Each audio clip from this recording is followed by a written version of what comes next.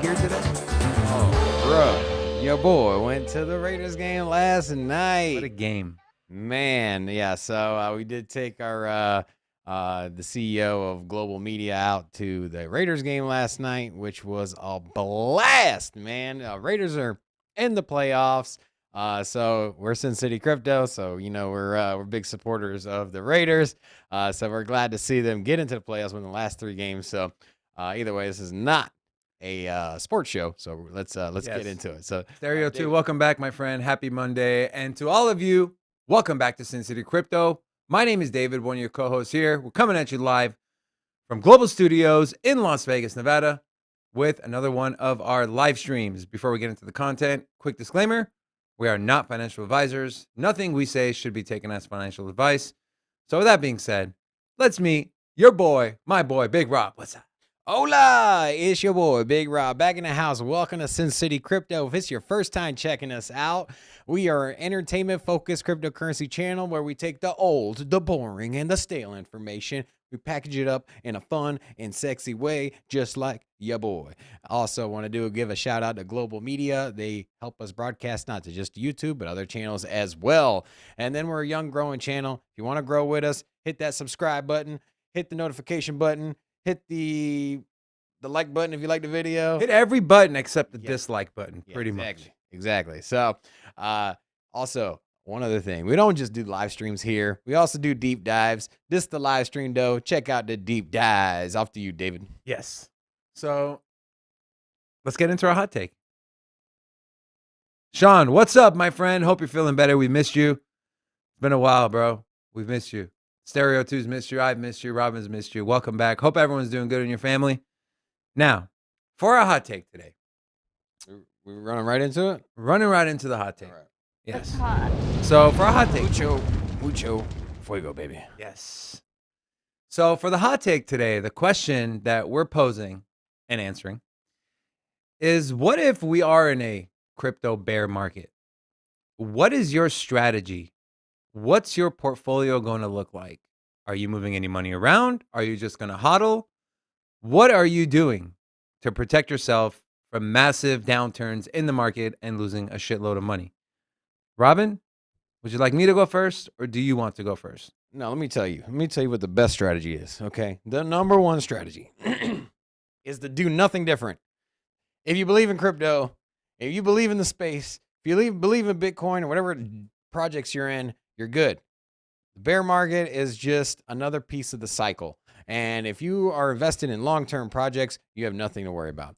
The only thing that I may change is that I may look at more risque projects with a little bit more of a magnifying glass. So, what's your idea of a risque project? A top 3 project? Anything that's not established. So if it's new, if it just launched, if it doesn't have a big community, if it doesn't have a big market cap, outside of that, first of all, even with my riskier projects, I am only investing in projects with solid teams, good fundamentals, a great roadmap, solid tokenomics. So for me, I don't go about a market downturn, a bear market, a market slump, whatever the hell you want to call it. I don't look at that as as changing my investment style. I'm still going to go into solid long-term projects. Anything that I invest in now, whether it's the best time to get in or it's not the best time to get in, if I put money into a project, I'm going to dollar cost average in. If it's a solid project, I believe in it. I believe in it long term. The bear market, if it is here, which I don't really think it is, but if we are in a prolonged bear market, regardless, what's your definition of prolonged? I would say right around a year. Okay. Don't get it twisted. We are in a bear market right now. I mean, we're 40% off of we're 40% off of the all-time highs of 60-something thousand, and we've been there for a while, or we've been away from it for a while. So we're in a bear market. Now, we are in a bear market? 100%, bro. Okay. Now, whether or not it's a prolonged bear market, I mean, we have lower highs, lower lows than we were, say, about 8 months ago. Yeah. So, Yeah. It's crazy though, because we didn't really have a blow off top like we typically do, right? We saw a move up to 65, 66. We came back down, then we shot all the way back up to 69. Typically with blow off tops, I'm assuming we would have gotten closer to like 80, 85, and then we see a bear market, but not this time. But here's my take on the hot take. So what I'm doing, and this is what I'm doing personally, doesn't mean it's something you should do. But if we're in a prolonged bear market, the projects that I really like, that I really believe in long term, I'll let them sit. I'm not going to liquidate because I'm in it for the long term. And the most important thing to keep in mind, my friends, is if you are freaking out every time there's a 20% dip, you have too much of your money in the market, right? No one likes losing money. I hate losing money. I don't think there's anyone in this world that likes losing money. But if it makes you nervous, if you're like, shit, should I pull out? And you're willing to pull out at a 40, 50% loss, you are over leveraged. So you might want to go back to the writing board or to the chalkboard and figure out what is a number that you would be comfortable with, even if the market's dipped 80, 90%, where you're like, I don't give a shit, I'm just going to hodl. So for me, though, if we're in a prolonged bear market, first I want to show you what people in our space and outside of our space are doing when there's a dip, okay? So I'm pulling up my laptop. Seize the opportunity. Canada's Bitfarms bought $43 million in Bitcoin during a $300 billion crypto crash. Now, I'm not going to read the entire article, but I showed you that just so you guys see. Every time we have a big market dip, there's FUD. There's people saying, I told you so. It's going to zero. Blah, blah, blah. Don't believe them. Follow the money. Follow the numbers. Okay? It's not just Michael Saylor. It's not, I mean, we're going to show you guys a clip during the talking points of one of the most impressive investors in Wall Street and what they're doing with Bitcoin and crypto. So don't let FUD take over. Don't freak out. It's okay. As long as you're not over leveraged, it's okay. So with that being said, for me personally, the few projects that are my lottery ticket projects, I'm holding on to them because I believe in them long term. The rest, I'm putting into stable coins and I'm going to earn interest on it. And then anytime there's a bigger dip, I will buy. I take these big downturns as options and timings to buy top projects like a Polkadot, an Avalanche, a Solana, a Polygon that might have not been at a good price point a month ago. I told you guys I've been waiting to buy Polygon under $2, and guess what I did before the show? It got to $1.98, and guess what I did? I bought Polygon because I had put some money in my stable coins. Figure there's a market dip coming. Then you take that money, you earn the interest on it. You take that money too, you buy it into these top 10 projects. Outside of that, I'm keeping my money in Bitcoin for the very reason that I showed you guys the article. There are so many people and eyes on Bitcoin. They are just waiting for big dips. When there is fear, it's when you should buy. And when there is greed, it's when you should sell. It's pretty simple. So that's what I'm doing. If we are in a prolonged bear market, I'm moving all my assets into stablecoin and Bitcoin. And I'm holding on to these smaller cap ones that I invested that I know are risky. I know they will take a 70, 80% dip.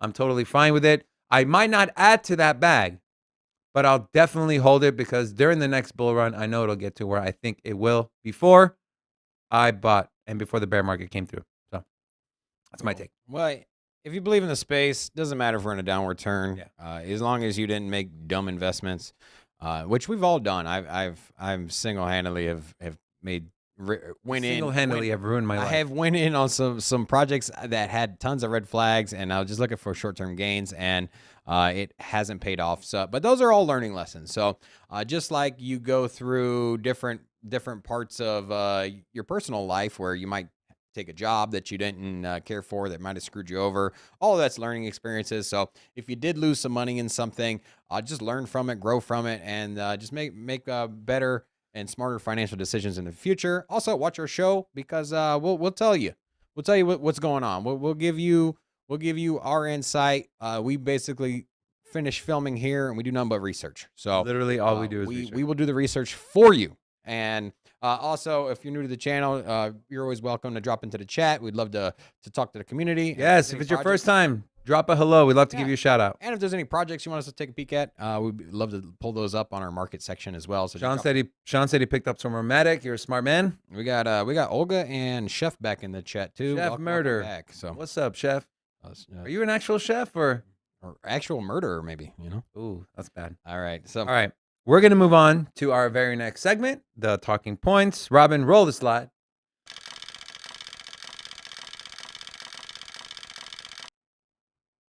All right, so we're going to show you guys a video clip, but before, I'm going to preface who this gentleman is. The video clip you're about to watch is of a gentleman by the name of Bill Miller. He is the owner and CIO of Miller Value Partners. They have a trust fund that has about $2.4 billion in assets under management, and he's a very well-known and respected investor. His fund has beaten the S&P 500 for a record 15 consecutive years leading up to the year 2005. So, without further ado, Robin, go ahead and roll the video audio tape. I think the average investor should ask himself or herself, what do you have in your portfolio that has this kind of track record, number one, is very, very underpenetrated, can provide a service of insurance against financial catastrophe that no one else can provide, and can go up 10 times or 50 times? The answer is nothing. All right. So let's pull up the I'm going to pull up the laptop here. So this is the first article we're going to go over. It kind of piggybacks off the video you just saw.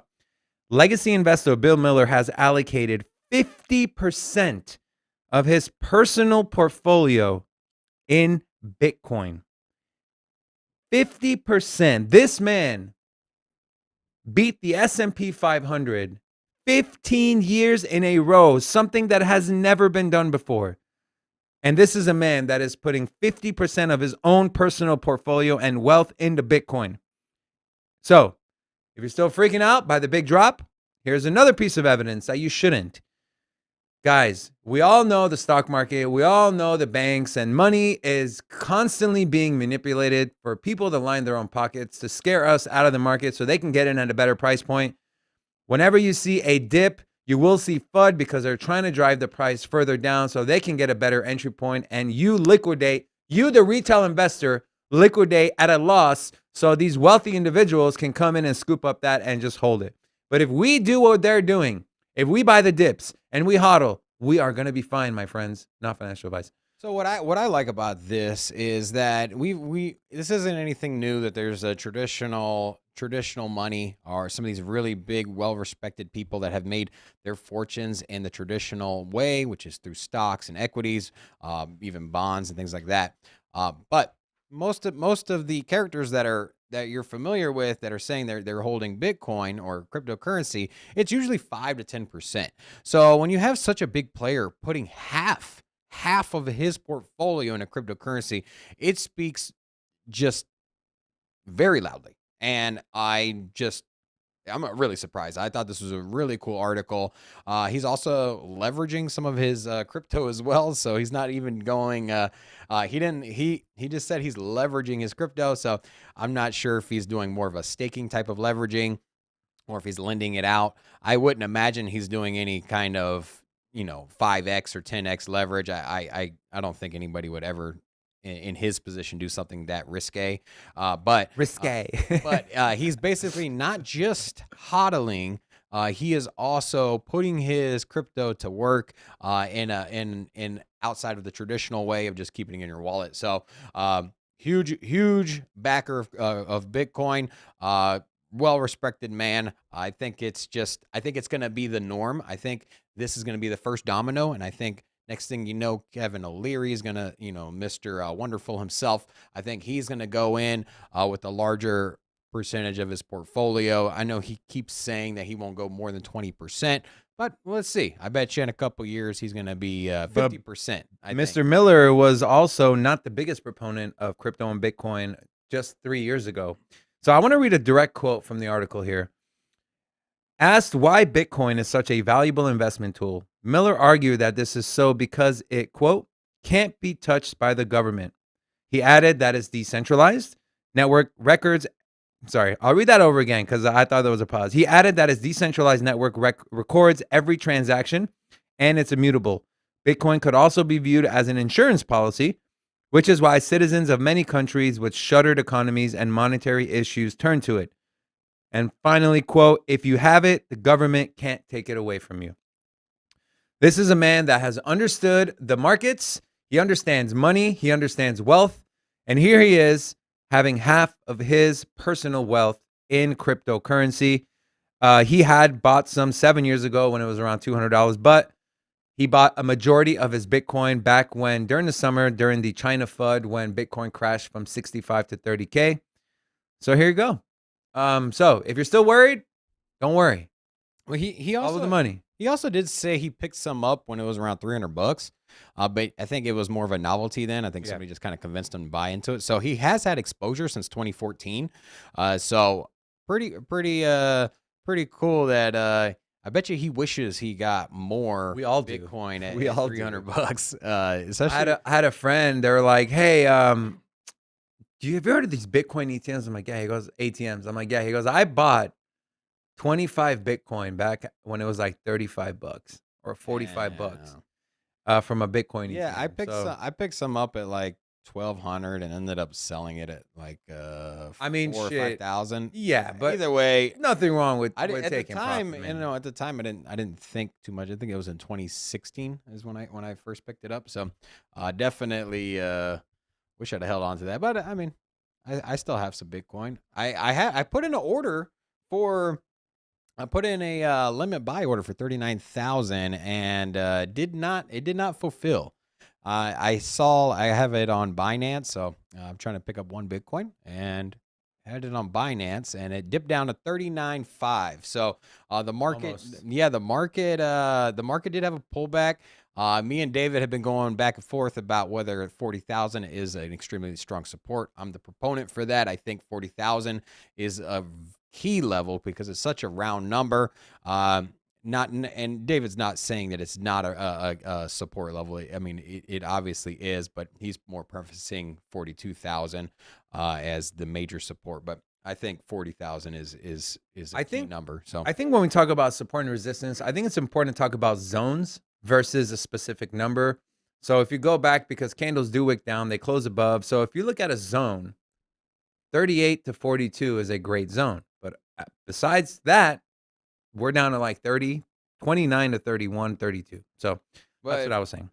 But for me, the absolute floor for Bitcoin, I think, is 30,000. Oh, if I don't see it trading at under 30,000 any longer. I think there's too many institutions. There's way too much money. That I mean, and even nation states now that will go and pick up so much Bitcoin that it'll shoot the price back up. So I think the days of under 30,000 are done. That's why I'm so bullish on this space, because if we're sitting at 39,000 or 40,000 or 41,000, wherever we're at the moment, if that's where we're currently trading at and the absolute floor is 30,000, we're not far off of there. So if this is the bottom of the market, then we're in a pretty damn good spot. We Gucci. Yeah, we got a lot of room to run. If this is the beginning of the runway, and it doesn't go any lower than this, then shit, it's a clear skies in front of us, man. I'm excited, and it's a great time to start buying. I mean, how many times have you looked at somebody that you know in the crypto space and you've been like, man, I wish I would have bought this at this price. Man, there's always what we're saying when you say, man, I wish, the time is now. We're now, guys. Yeah, this is the I wish time. Yeah, this is the opportunity is here. You don't want to start packing your bags and loading up your portfolio when you're at all-time highs. You don't want to be buying Bitcoin when it's at $66,000. You don't want to be buying Ethereum when it's at $8,000. I know it wasn't there, but I'm just giving you an idea. Like, the time is now. Pick up your Ethereum if you're trying to load up on Ethereum. Pick it up now at 29,000. My number one buy. Pick up your Cardano at $1.10. Everything's half off right now, man. And then you can. It's the beginning of the year, so you don't have to worry about taxes. You got a whole year to run. Like, man, it's a great time. Like, I think this should be the. What's your number one buy right now? What's your number one buy right now? It's in between. I think Polygon is the better short term. I think if you're trying to make money in the next 3 to 4 months, I would pick up as much Matic as I possibly could. If you're looking to stack your portfolio for the long term, me personally, I would probably go Cardano. And even Solana's a little discounted, but that's more of a long term. ETH, man. Ethereum is You pick up any ETH under 3,000, you are golden. Like the NFT space is not slowing down. 2 years from now, David, $10,000 Ethereum. I think we'll see 10K before 2 years. Yeah. So I mean, think of that. You got a 4x in one of the most solid projects ever. You know, ETH. I'm telling you guys, and I have some stats to back this up. ETH is not going anywhere. We hear Ethereum killer. There is no Ethereum killer, my friends. Not currently. Pay. Oh, and Stereo 2 said that you look and sound like Gary Gensler. Stereo 2, I agree with you, my friend. I'm pretty sure he did not say look. I'm pretty sure he said sound. No, he said look too. He meant to say look if he didn't. All right, we're going to move on to our next article. Coming out of China, social media giant WeChat to support China's CBDC platform, expected to boost adoption rate. If you're not familiar with WeChat, it's pretty much WhatsApp, but in China. They have over 800 million active users on their network where you can send messages and send payment and currency. They are going to be onboarding the digital yuan. So obviously for China, this is bullish. What is it for our crypto space, though? Is this bullish or is this bearish for our crypto space in general? Robin? Okay. Sorry, I lost my train of thought there. So super bullish. So I do. Okay, if you're not Gary from SpongeBob. So if you're not familiar with WeChat, like he said, it's another communication platform. However, what cannot be understated here is that they are a huge payment platform for the Chinese citizens. So when you travel abroad and even within the country, they have the WeChat account tied straight to their bank accounts or credit cards, and they just use that as their payment. So here in the U.S., especially in Vegas, we cater to a lot of Chinese clientele, and they on the regular come in and use the WeChat as their payment option. So just think of all of those people that can now basically use the same platform they already did before. However, they're using it with crypto, or they have the option to. So it's kind of like the Squarespace of. But are you sad? So okay, but do you see a scenario where WeChat supports the digital yuan and it supports cryptocurrency, or do you think they're essentially being strong-armed into just doing the digital yuan? It's gonna be. I think it'd probably just be the digital yuan. That's a good question. Yeah, you know what? I forgot about that. Yeah, so yeah, they probably would do the digital currency. Their digital yuan is supposed to be accepted in the Winter Olympics, which is supposed to start next week, I think. So, when is the Winter Olympics? Communism at its finest. Sometime this month. Probably in the winter. It is winter. So, but yeah, supposedly the CBDCs of China are supposed to be a form of payment in the Olympics, and so we'll see if they have it rolled out. Everybody uses WeChat over there anyway, so yeah, 800 million daily active. Here it is, dude. So we've got 7 people in the chat, and we have 5 likes, so 2 people don't like us. So, wow, like that, guys? You guys don't like us? Why don't you drop a like, man? Let's get some more people in the chat. Let's get a party started. Vegas is going to the playoffs as far as the Raiders, so really pumped about that. I was at the game last night. Super awesome game. A lot of fun. Okay, real quick, and please make this quick. So apparently, before the Chargers called a timeout before that last field goal, the Raiders were going to kneel. Do you buy that? They were going to take the tie. and then the Chargers called timeout, then they changed their mind. Was Do you it the buy that? I thought it was the Raiders that called. No, it was the Raiders called timeout. I was watching the game. I saw Carr do this. Carr put. Someone called a timeout, Yeah, it was David Carr called the timeout. but they're saying that before the they timeout. could have just let the time run out, and then no, they didn't use any timeouts. Okay, all right. But it was interesting because there was a lot of Chargers fans, and it was like the one game that if there would have been a tie, both teams would have went to playoffs. So Yeah. but But it's anyway. division. They hate each other. All right, let's move on because we're a crypto show, not a football show.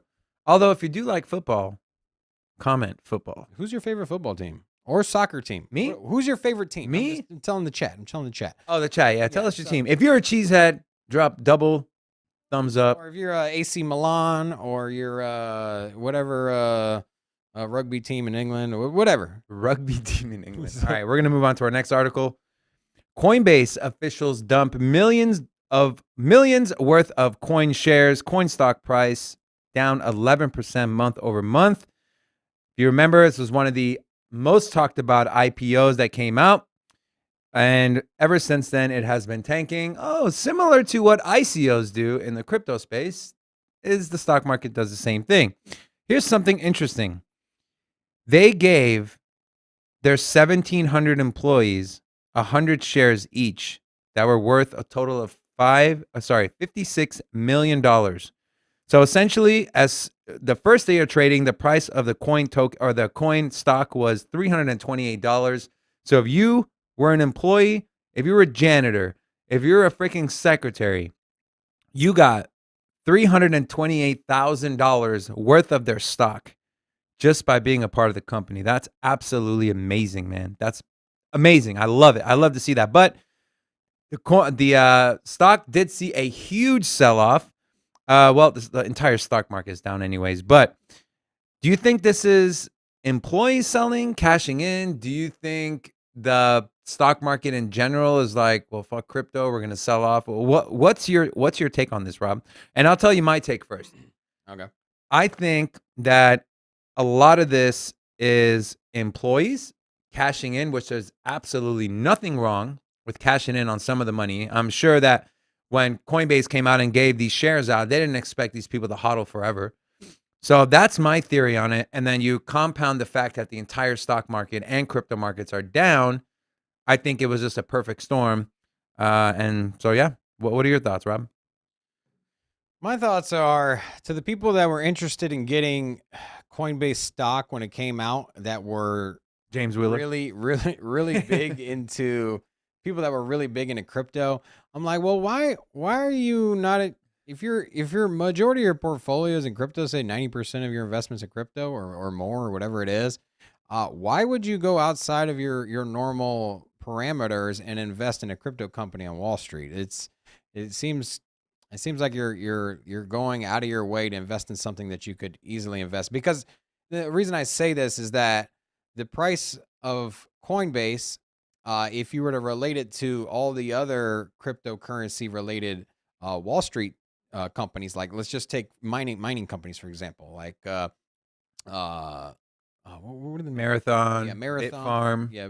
So you take all of the big mining companies, their prices are correlated to the rise and fall of Bitcoin. Look at MicroStrategy. MicroStrategy is down to $400. It was at $800 Yeah, literally like a couple weeks ago. So these companies, obviously, if the crypto markets go down and they're a cryptocurrency company, then the price of the company is going to go down as well. Not only that, Rob, but if they have not a majority, but they have a substantial amount of money on their balance sheet with crypto, investors are going to take that into account. That is why MicroStrategy is down like 25% today. Yeah. So, yeah, go ahead. Yeah, but so where I'm getting at is that if it's correlated to crypto, then why are you investing in that company? Why don't you just invest in crypto? The people that should be buying Coinbase is somebody that doesn't have exposure to Bitcoin. So let's just say you're a CEO of a company, you have a lot of cash on hand in your treasury, and you want to invest it in crypto. However, you don't have the parameters, you don't have the ability to buy Bitcoin due to how the company runs. Then why not? Yeah, invest in Coinbase. Yeah, I understand that premise, but if you have a portfolio that is from top to bottom, pretty much all crypto. Like, why would you go and buy Coinbase stock? Also, it just goes to show you that everybody knows IPOs typically come out at a higher price. There's always going to be greater entry points, just like an ICO, or initial coin offering. It's kind of the same premise. Like, you don't go in with the hype, especially if it's been all over the news and on newspapers. And so, yeah, I don't know. Here's what the Coinbase stock looks like. What was its initial offering? What did it open up? The price opened at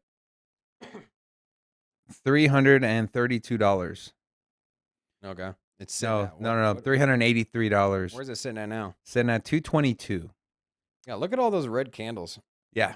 So same with ICO, my friends. Anytime you have early investors that are holding stock or crypto or coin, and they go in and they do an ICO and they do go public, there is going to be a big sell-off.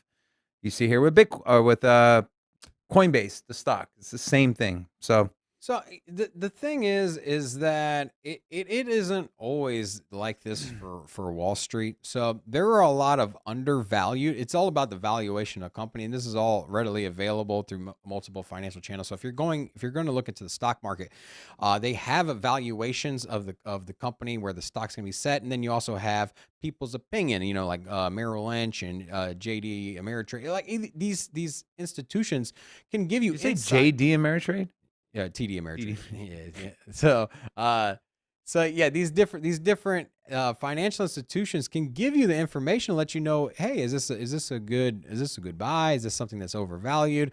Anyways, there are a lot of IPOs that start off very, very good price. Like Netflix, when it launched, it was a very low price, and we all knew Coinbase was inflated. Yeah, so just kind of get the market sentiment. If there's an overhype for it, and everybody around you is talking about it, it's probably not going to be the best project to get into. However, if you come across a gem that is a really innovative product or innovative company, and not too many people are talking about it, it has good fundamentals, just like a traditional cryptocurrency that you're going to invest in. Same thing on Wall Street. You find something cool, then you get a chance to get it right at launch, then yeah, that's a different story. But this had all the markers or all the red flags for something that you should wait for the pullback. So, okay, let's move on. Okay. To our next article. Spain. Spanish lawmaker sees opportunity amid Kazakhstan's Bitcoin mining collapse. Deputy for the Spanish Ciudadanos political party, Maria Munoz, has proposed a bill to make Spain a Bitcoin mining hotspot following the internet shutdown that caused a mining outage in Kazakhstan. This is a direct quote or tweet from her. Quote, the protests in Kazakhstan have repercussions all around the world, but also for Bitcoin.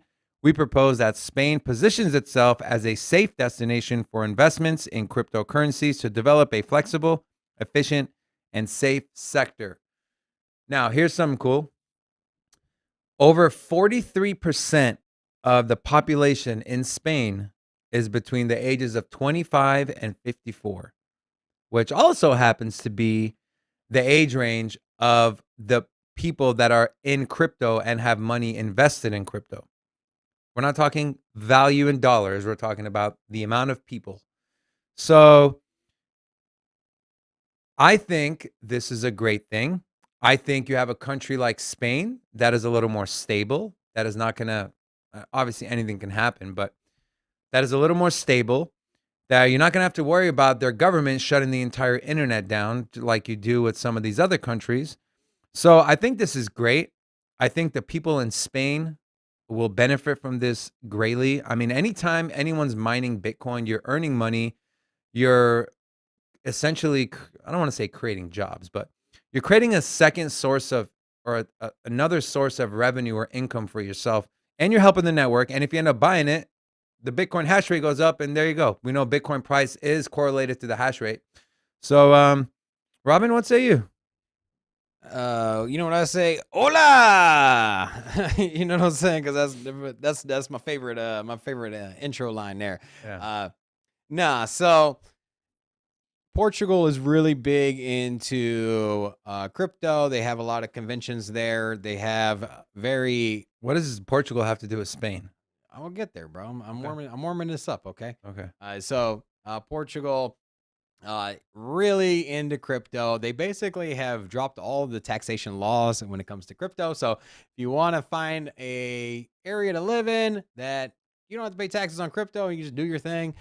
Portugal, Lisbon, the capital there, is kind of the epicenter of crypto in Europe, at least. And what is the country that is completely surrounding Portugal? Portugal is inside of Spain. The two have very close ties, both part of the EU. So it doesn't surprise me that the citizens of Spain are looking over at Portugal and like, hey, you guys are bringing in a lot of cashola, and you guys are really doing your thing. You got a lot of buzz, and it's working for you. And we're right next door. It's only literally you can drive in and out of Portugal to Spain in minutes. Obviously, they border each other, so I'm excited, my man. It's Spain. I've been to Spain. I've been to Portugal. They are more of the progressive European countries, France and Italy and even UK. England. They tend to be a little bit more traditional in style. So with these progressive countries making some moves, really excited. And with the Kazakhstan thing, at some point, these miners are going to find a home that doesn't have issues, and they're just going to set up shop there. There are a lot of miners, and the reason that we had the crash in May, let's think of it this way. Okay, so we had the all-time high, 66,000. Then we had the China and Elon FUD and all that. Anyways, China booted all the miners out. So what they had to do, they had to close their operations and relocate somewhere else. Kazakhstan happened to be very pretty much neighbors China. So a lot of the miners, instead of going across the world, they just went over to Kazakhstan and they opened up there. But when they moved, they had to sell a lot of Bitcoin to pay for everything, because that's their cash on hand is the coins that they mine. So that's where you had a lot of sell off from the miners, so that way they could relocate. Same thing is happening again. A lot of these miners are leaving Kazakhstan and they're selling off their Bitcoin, which has dumped the price, or is at least one of the factors to that. And now people are going to other places. They're going to the U.S. They're going to Spain. They're going to Portugal. They're going to El Salvador. So at some point, these miners are going to find somewhere. They're going to situate. They're going to be happy, and they're not going to have any issues. And then that's what we're seeing. So free market is moving, baby. That's right. Now we move on to Tesla. If you own a Tesla, drop a comment, because some good news for you guys. Tesla owners mine crypto using power from their idle cars. So, read an excerpt from the article here. Tesla owner and mining enthusiast makes some incredible claims regarding a new method for mining crypto. He can run free mining software on his Apple Mac Mini. The Mac is powered by an inverter that connects to the 12V socket on his 2018 Model 3. And he also connected a graphics card to his car battery, and he started mining Bitcoin. So, Robin, you got a Tesla? I do not have a Tesla. I know our global CEO, Jeff, I know he's got a Tesla. And when we told him about this, he was pretty excited. So, Jeff, hope you're watching, or hope you watch this. This article is for you, my friend. So you make your car work for you. Not only is it a mode of transportation, myself personally, I like to put a griddle on the top of my engine block and then cook breakfast on there in the mornings. But no, the more you can use your car or just all the products in your life, we can look at Helium, for example, with their routers. Not only can you sign up for internet, but now you can make money off of it, and you can also expand the network. The same can be said with your car, maybe your refrigerator eventually, who knows? But why not? Why not make money off of your data? Why not make money off of your car? Why not make money off of your social media platform? Like, these are all new revenue avenues that we haven't taken into account in the past that are now possible now. So really fresh to see something like this. I never really thought you could do that, but I mean, at the end of the day, they're just using the power. It's not like you're plugging into the interface for the Tesla and then mining from the car itself. They're basically just using the power source there, and then you also got to power the Tesla as well. So I mean, theoretically, wherever you got the power, if you're plugging your Tesla into your house, if you're charging your Tesla from your house, and then you're using the power from your Tesla to mine off of the car, then it would be the same as plugging it into the wall. So No, Sean, it doesn't count. So for me, if you were smart, I guess if you had it parked at a charging station and it didn't have to pay anything for whatever reason, and then you did it like that. But I think it's more of a funny novelty because whatever power Bro, went into your car. This one guy says he makes between $400 to $800 a month. But what I'm saying is, like, you could, instead of plugging it into your car, just plug it into your outlet. Because he has it plugged in. So he has a picture of him by his car. His car's in the garage with his like iPad all hooked up over there. So if you're charging it from the wall in your car, bro, it's just like, yeah, but then he's using his own power. Yeah, but that's what I'm saying. Why don't you just plug it into the wall? Because then you're using your own power. It would be like if your toaster had a USB port on it. And you plugged in your toaster, and you're like, "Yo, this," and then all of a sudden you plug your iPad into your toaster and be like, "Hey, this toaster has made me money." Like, no, it's just really a pass through. I mean, think about it. I mean, the car is just a pass through. Now, if he is charging his car for free somewhere else or using solar power, but then I don't know. That's what I would do. I mean, that's what makes sense, right? But I know you don't think about that stuff because you're not very smart. So we're gonna move on to our next article. Developer of the One California mega mansion wants to tokenize the property. So, little backstory on this. It's a mega mansion in Bel Air is one of the most expensive homes in the U.S. Someone who had originally bought it defaulted on the $165 million in loans. Now they're having a hard time selling it. So instead of trying to take it to auction, the developer is looking to tokenize it. We talk about how crypto and blockchain is going to make its way into the everyday businesses and markets. Here is one example. It's a 3.5 acre estate, 50 car garage, 10,000 bottle wine cellar, 4,000 square foot guest house, and is worth about $500 million. Now, how many people, Robin, do you know that have $500 million to spend on a house? Well, if your boy cashed out his crypto portfolio, just saying. Yeah, okay. I don't know. It's just, I think rich people just it's just a look at me thing, and just like when a billionaire buys some really expensive piece of art from this famous art gallery, it's more of a statement. He's not really trying to bring it home and show people. It's more like, hey, look at me, look what I just bought. Like, it's just for glamour, bro. So Same thing with this house, bro. You don't need. What do you mean? Does he need to make money off of this house like that? What do you mean? I mean, really? I mean, the dude's got enough money. I'm sure he doesn't need to tokenize his home. Why not? Better than going to auction. Yeah, that's true. If you had $1 million, can you like Airbnb this thing kind of thing? Well, here's the thing. So here's what they plan on doing. They plan on tokenizing the house, selling the tokens, and then renting the house out for events, give profits, and to give those profits back to the token holders. So they're essentially going to, what you said, turn it into an Airbnb, hold like weddings, events, big sleepovers. I think this is a great idea. When we get to 1 million subscribers, and then have our party there. I mean, yeah. I wonder how much a night's going to be. At least 200K, right? Well, we got to get some more people in the chat, man. We got 4 people here. It's kind of depressing here, man. What's going on? It's because they don't like you. They tune in, they see like, who's this ugly ass dude right here? Yeah, All right, we're gonna move on. You can talk about your boy. Yeah, boy looking sweet. You're the only your boy. The very last article, our friend CZ Binance. From McDonald's burger flipper to crypto billionaire, Binance CEO ranks 11th among the world's richest. So he's worth about $96 billion. Are you a CZ fan?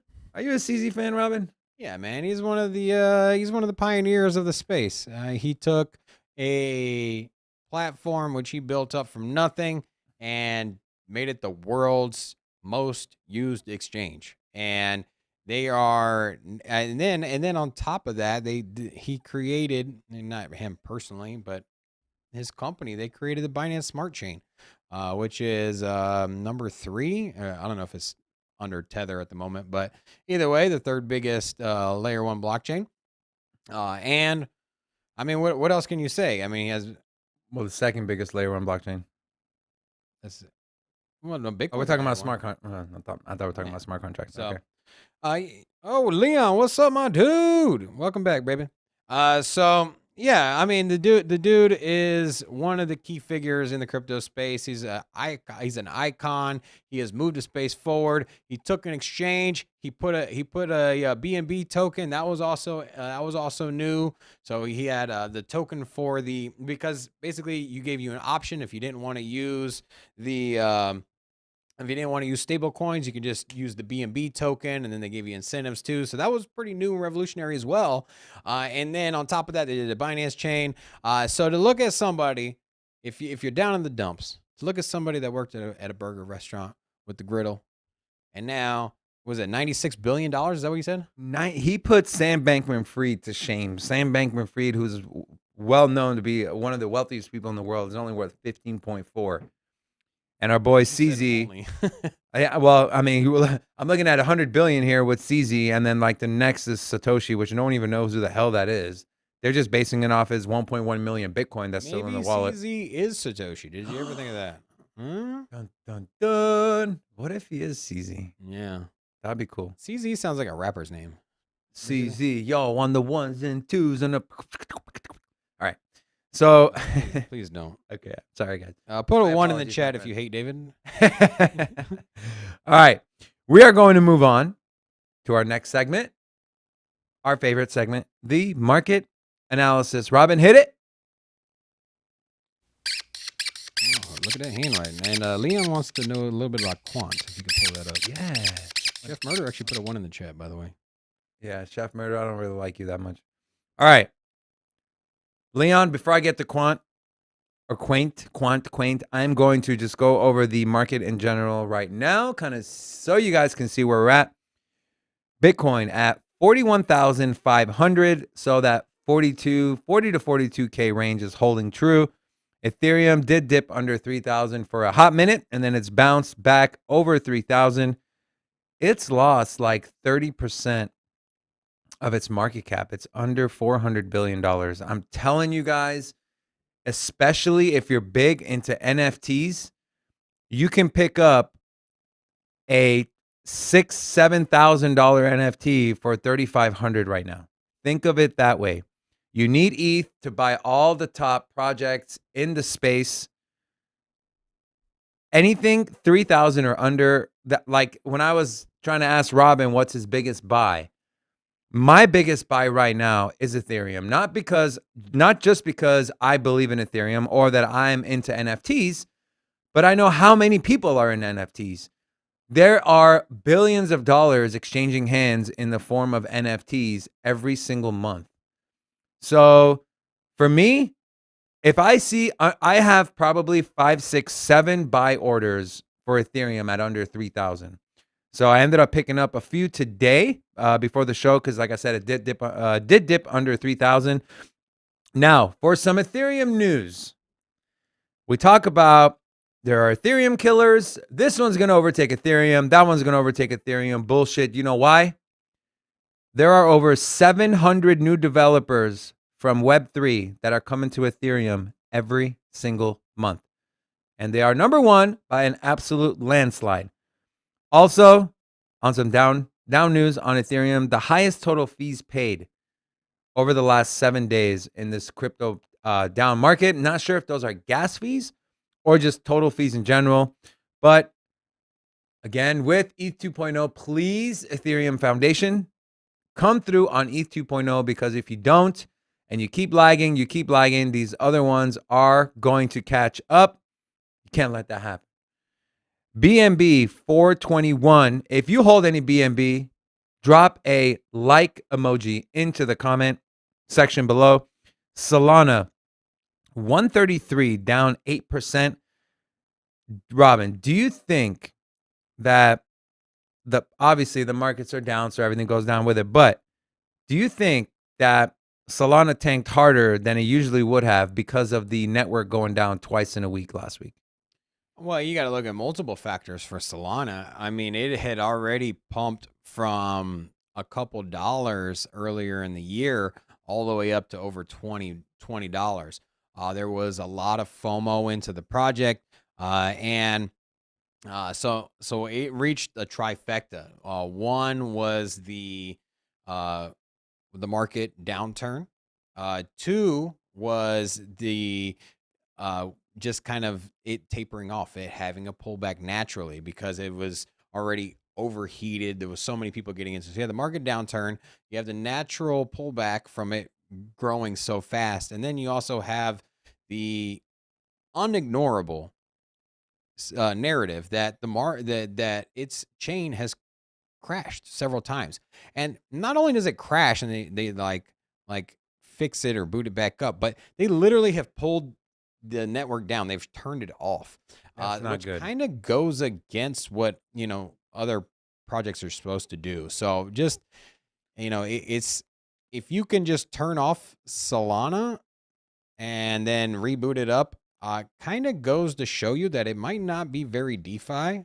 I mean, it's not a surprise. They don't claim to be like super decentralized, but it's a little concerning that powers at hand can just turn off the network at whenever they want, and not to mention it keeps crashing. So you have the trifecta. The market's down. It was already overheated anyways. It was set for a pullback regardless. And then it has network connectivity problems, and then which kind of ties into how the chain is run, and the fact that they can just turn it off at a moment's notice is you can't turn off Bitcoin, you can't turn off Ethereum. Just put that in perspective. So Very true. So there are some bullish news on Solana if you're holding. I'm gonna pull up my laptop here. So Solana-based metaverse platform Portals is gaining traction as Binance.us announces their plans to open an office on their platform. They're not the only ones. FTX.us is also doing the same thing. So a little bit of bullish news if you're a holder of Solana. I am a holder, just so you guys know. And if you're a holder, please drop a comment so we know. Also, do we have a new person in the chat here? Look like we got somebody from Russia, I'm assuming. No, the last one, Mark. Yeah, that's Russian. Okay. Mark, what's up, man? Welcome to the channel. If it's your first time, make sure you subscribe, my friend, so you don't miss out on any of our content. Going back to the overall markets, you have Cardano at $1.12. We showed during our last live with Cardano on Friday, we showed the last 3 years in a row, Cardano has been leading in development on any layer 1 platform. They have more developers building on Cardano than any other layer 1 out there today. I'm telling you guys, it all will snowball. It literally, you'll have a big explosion because they're all going to launch around the same time. You will get a supply shock. And then on top of that, if you get what they're doing in Africa, if you get that coming into the fold, it's just going to be like a volcano that is just going to absolutely erupt, and you will literally wake up one morning from $1.10 Cardano, you'll see a $4-5 Cardano. That is what I think is going to happen. Like a volcano, huh? Like a volcano, just magma everywhere. Is that the sound of a volcano? David's sound effects are priceless, bro. They're great. If you haven't heard my avalanche sound effect, make sure you go watch our avalanche video we did. You know what? We're gonna start recording his sound effects, and then we're gonna feed it into a sound effects button. Yeah. So every time he makes a volcano reference, we're just gonna hit the David's volcano sound effect. Yeah. So To be announced. XRP 72 cents. Terra Luna under $70. If you've been eyeing Terra Luna, now might be a good time to get into it. And then finally, rounding out the top 10, you have Polkadot sitting at $23.37. I personally am extremely bullish on Polkadot this year. They just finished about a week ago their 6th parachain auction. They have a lot of partners coming in and partnering with them. One of them being one of the largest German automobile companies, manufacturers in Germany. Gavin Wood, the ex-co-founder and like one of the most respected computer programmers from the UK, is at the head of the Polkadot Foundation. Polkadot, my friends, I know it's been a slow mover, and even then, it's still sitting at number 10. I can personally see Polkadot taking over Binance for the second smart contract layer 1 platform in the space. That is my prediction this year. We will see Polkadot in the top 5. Hey, will you pull up the Bitcoin chart? I just want to see what happened over the weekend, because I know Friday we had some big movements, and then we've had Is that So this is which chart zooming is that? out. So this is the day chart. This is the 1-day chart. This is the 1-day chart. Let's take a look at like the 4-hour. You want to take a look at the 4-hour? Yeah. And if there's a project you want us to take a peek at, let us know. You're still gonna take a look at Quant, right? Yep. I'm gonna look at Quant. All right. So this is the Bitcoin 4-hour chart. You can see if we zoom in here, Yeah, maybe over the weekend. Robin was talking about making higher lows and lower highs, or lower highs and lower lows. You can see lower high, lower low, lower high, lower low, lower high, lower low. Now we have a double bottom here, then it comes up top again, lower high, lower low, lower high, lower high, lower low, blah blah blah blah. You kind of see what we're doing. So that is a definition of a downtrend, which we currently are in. If we go back to the 1-day chart on Bitcoin, you will essentially see the same thing. Here, you have a peak, lower low, lower high, lower low, lower high, lower low. I mean, if that doesn't tell you you're in a bear market, I don't know what else does. Now, when we come out of the bear market is to be seen, but I mean, just looking at the chart, I mean, you know what? Let's look at the Bitcoin weekly chart and see what that looks like. when in doubt, zoom out. Yeah, the weekly chart is not looking very juicy right now. Yeah, I think, and we've discussed it a bunch of times. I don't believe we're in this 4-year cycle anymore. So Definitely not a 4-year cycle. I do think that we're gonna have a strong rebound here on the second half of January. So in the next maybe week or so, I think we're going to start getting some movement to the upside. I don't think we're going to have any kind of parabolic growth in the next like 2 weeks, barring some kind of like big Bitcoin news. However, I do see February gaining some speed. I do see going into March and April, maybe testing the all-time highs again. I think $60,000 Bitcoin, $70,000 Bitcoin is likely, in my opinion. It's not really supported by the data on the charts. However, it's my own sentiment, my own feeling on how the market is changing, how people's perception of Bitcoin is different. In the past cycles, you had people that truly believed the narrative that Bitcoin was going to pull back or go to zero, and it's play money. It's not for real. Everybody in our space understands that Bitcoin ain't going nowhere. So for people that are long-term hodlers, there's no interest for them to sell. And if there's no interest for them to sell, you're never going to get the big sell-off. And if you never have the big sell-off, you're never going to have the big bear market crash.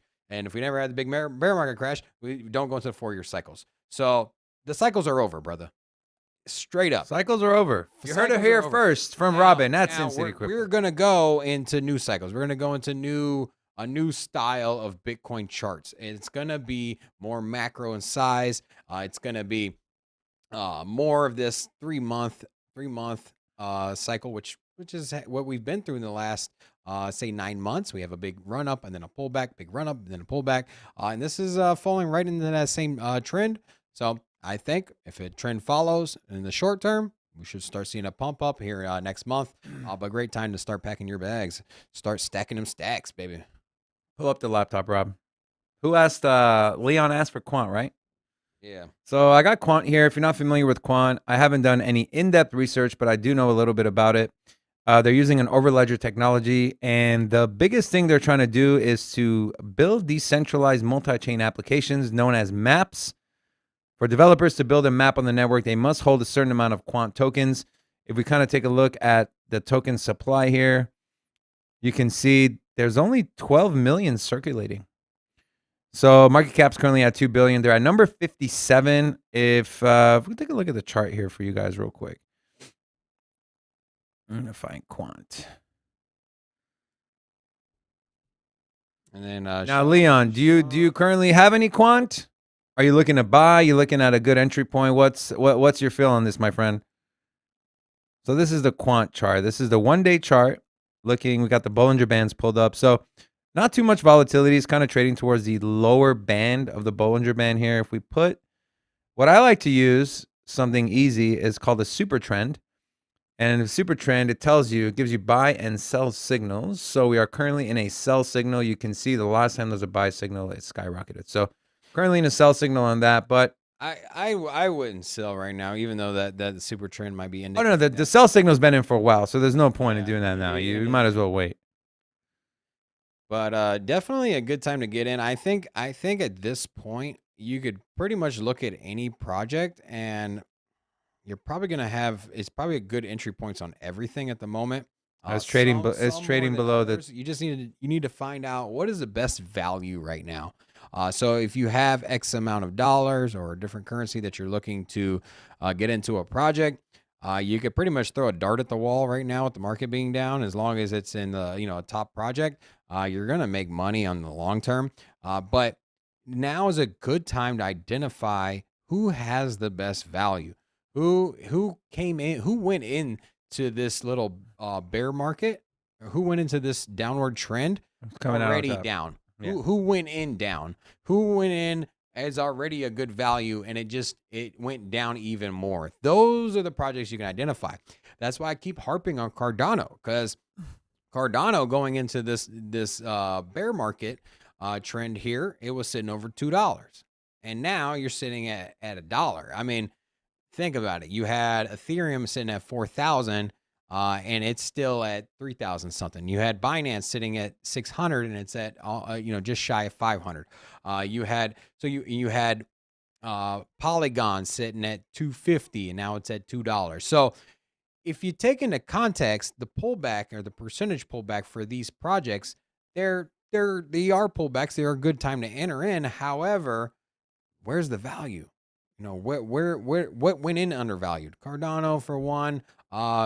Now, so that's the way I'm looking at it. Because right now, you're going into the liquidated store. You're going into that place going out of business.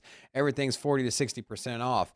I mean, you can pick up anything at discount here. Everything in there is discounted. But where's the real value? Where's that little gem in the store that you can pick up and be like, holy shit, this thing is like, normally I could sell this for 5,000. It's marked down to 2,000 already, and then I get an extra 40% off. So it's all about right now, because everything is discounted, finding the gems, finding the solid projects that were already on discounted before we went into this little bear market, and now they're even cheaper.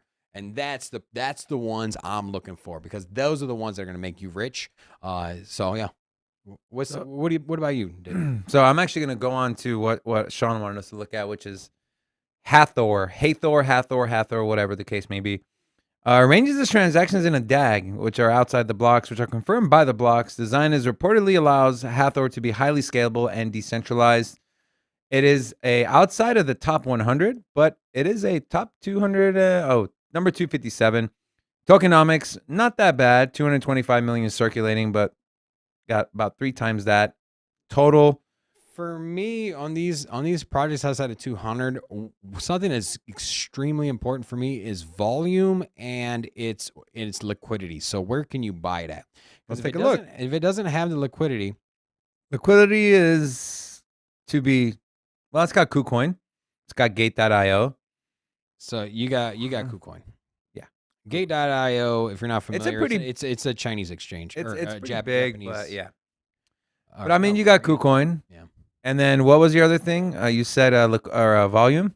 Yeah, so volume, because if it doesn't have the volume and it doesn't have the liquidity, it doesn't matter how strong of a project it is, it can't pump. So volume is only 18 million. Yeah, that's very low. It's like think of this, like if there's demand for PlayStation 5s, everybody wants to get one, and it's a hot item, and that the project is solid, the PlayStation is a solid project. If that's the case, you can buy it anywhere. You can buy it at Best Buy, you can buy it at Target, you can buy it at Walmart, you can buy it at GameStop, you can buy it everywhere. But now let's just take the same thing. Let's just say that you have this VR headset, and this VR headset is very specific, it's very unique, and all of a sudden everybody wants to buy it.